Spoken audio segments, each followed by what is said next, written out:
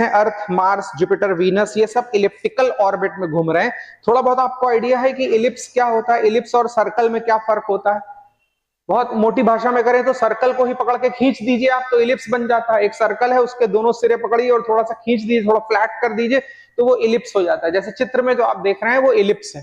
Circle आप सब जानते हैं, लेकिन अभी फोटो में आप देख रहे हैं वो इलिप्स है।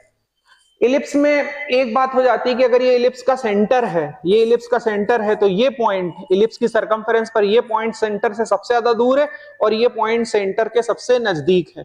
इलिप्स में जो सबसे लंबी वाली साइड होती है इसको इलिप्स का मेजर एक्सिस कहते हैं और ये सबसे छोटी वाली साइड होती है इसको इलिप्स का माइनर एक्सिस कहते हैं। ये मैथ्स आपने ना भी पढ़ी हो तो मुझे तो आपको पढ़ानी पड़ेगी।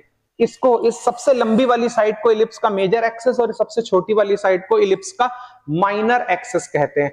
तो ये पूरे मेजर एक्सिस का ये जो आधा हिस्सा है इसको सेमी मेजर एक्सिस कहते हैं और ये पूरे माइनर एक्सिस का ये जो हाफ पार्ट है इसको सेमी माइनर एक्सिस कहते हैं और ये इलिप्स का केंद्र है। तो अगर इन चीजों को मैं यहाँ पे दिखाऊं ऐसे, तो ये इलिप्स का सेमी मेजर एक्सिस है। मतलब मेरे दोनों हाथों को देखें, मेरे इन दोनों हाथों के बीच का डिस्टेंस कितना हुआ, a + a 2a। इलिप्स में सबसे दूर जो पॉइंट्स होते हैं उनके बीच का डिस्टेंस 2a होता है, इसको सेमी माइनर एक्सिस कहते हैं। इन दोनों पॉइंट्स के बीच का डिस्टेंस 2b हुआ। अब सोचो अगर ये इलिप्स नहीं होता, सर्कल होता, तो a और b का कोई झंझट ही नहीं होता, तब तो a और b बराबर होते। अगर ये सर्कल होता तो सर्कल के सारे पॉइंट तो सेंटर से बराबर डिस्टेंस पर होते हैं, तो फिर a और b बराबर होते और ये सर्कल होता। इलिप्स में a और b इक्वल नहीं होते हैं, a ग्रेटर देन b है, ऐसा हम देख रहे हैं। और जो सन है, जो सूर्य है, वो इलिप्स के फोकस पर रहता है। सूर्य के अराउंड जो प्लैनेट्स घूम रहे हैं, लेकिन सन इलिप्स के फोकस पे रहता है। अब ये फोकस क्या होता है, सेंटर से एक डिस्टेंस हम मार्क करते हैं e × a। स्मॉल e एक कांस्टेंट है जिसको इलिप्स की एक्सेंट्रिसिटी कहते हैं।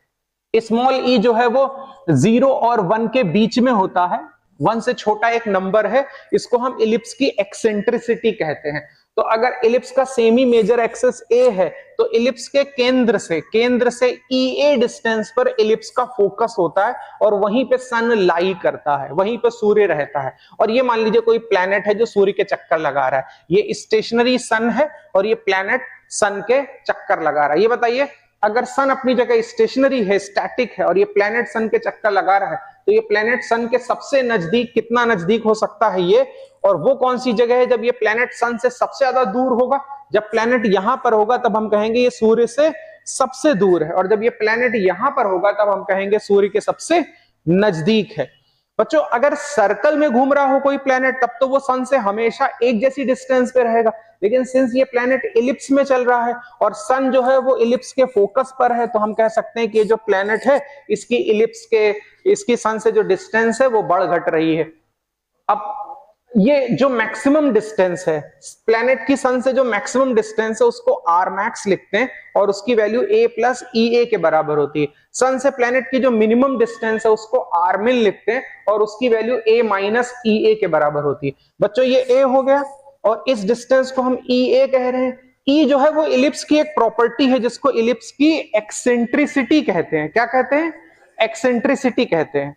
और इलिप्स का जो फोकस है वो इलिप्स के सेंटर से EA डिस्टेंस पर होता है। E < 1 है तो EA जो है वो एक फ्रैक्शन है, EA जो है वो A से छोटा एक नंबर है। तो यहाँ पे फोकस है, यहाँ पर सन फोकस पे बैठा रहता है। अब सोचो वही अगर ये सर्कल होता तो सर्कल की एक्सेंट्रिसिटी बच्चों फिर 0 होती है। E = 0 रख दीजिए, आप E = 0 रख दीजिए, सूर्य खिसक के यहां आ जाएगा, तब ये ऑर्बिट एकदम सर्कुलर हो जाएगा। सो प्लैनेट जब यहां पर है तब हम कहेंगे कि ये सन से सबसे ज्यादा दूर है। इसको हम लोग एपोहीलियन पोजीशन कहते हैं। पिछले टर्म पे लास्ट प्रॉब्लम में आपने देखा था कि एक सैटेलाइट को ऐसे लॉन्च किया गया था कि वो इलिप्टिकल ऑर्बिट में चल रही थी। अगर आपने नोट्स में देखें तो जब वो सैटेलाइट अर्थ के सबसे नजदीक थी तो उसको हम लोग पेरिजी पोजीशन कह रहे थे, और जब वो सैटेलाइट अर्थ से सबसे ज्यादा दूर थी तो उसको हम लोग एपोजी पोजीशन कह रहे थे। पेरिजी पोजीशन और एपोजी पोजीशन। तो जब ये प्लैनेट सन के सबसे नजदीक है जैसे ये, तो ये एक तरह से पेरिहीलियन पोजीशन है। इसमें जब आप GEE लिखते हैं तो GEE का मतलब अर्थ से है और हीलियन का मतलब सन से है। तो ये पोजीशन जब प्लैनेट अर्थ सन के सबसे नजदीक है तो इसको पेरिहीलियन पोजीशन कहते हैं।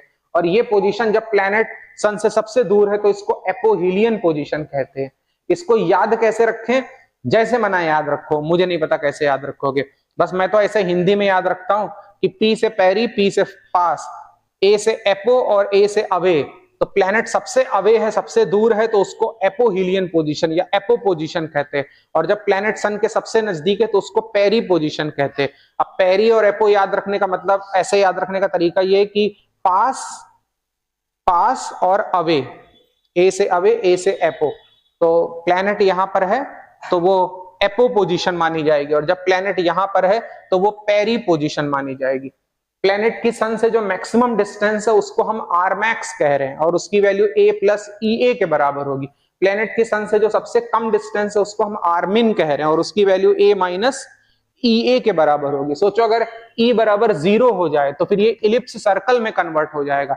ई बराबर 0 हो जाएगा तो सूर्य खिसक के यहां आ जाएगा, ना कोई मिनिमम डिस्टेंस होगी ना कोई मैक्सिमम डिस्टेंस होगी। ई बराबर 0 कर दो तो आर मैक्स और आर मिन तो इक्वल हो जाएंगे। आप सुन नहीं रहे, मैंने कहा ई बराबर 0 कर दो तो आर मैक्स और आर मिन तो एकदम बराबर हो जाएंगे, यानी तब प्लैनेट सन से हमेशा एक जैसी डिस्टेंस पे रिवॉल्व करेगा, सर्कुलर ऑर्बिट में रिवॉल्व करेगा। तो बच्चों ई बराबर 0, एक्सेंट्रिसिटी बराबर 0 होने का मतलब कौन सा कर्व?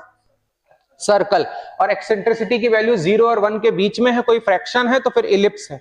और ई बराबर 1 हो जाए एग्जैक्टली तो